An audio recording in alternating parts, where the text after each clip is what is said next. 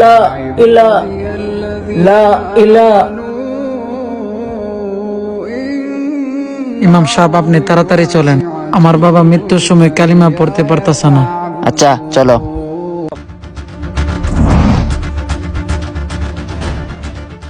দেখেন ইমাম সাহেব, আমার বাবা মৃত্যুর সময় কালিমা পড়তে পারতেছে না।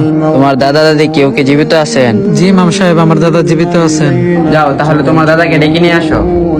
দাদা দাদা, বাবার শরীর হঠাৎ করে খারাপ হয়ে গেছে, তোমাকে ইমাম সাহেব ডাকতেছে, তুমি তাড়াতাড়ি চলো।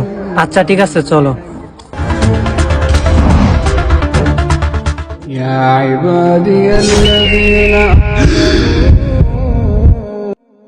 আচ্ছা, আপনি কি আপনার ছেলের প্রতি অসন্তুষ্ট? জি। কিন্তু কেন? ও আপনার কি ক্ষতি করেছে?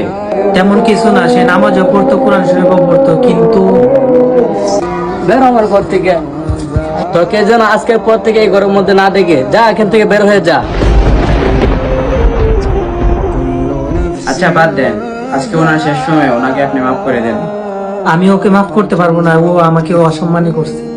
ওর হয়ে আপনার কাছে আমি হাত জোর করে বলছি, ওকে মাফ করে দেন।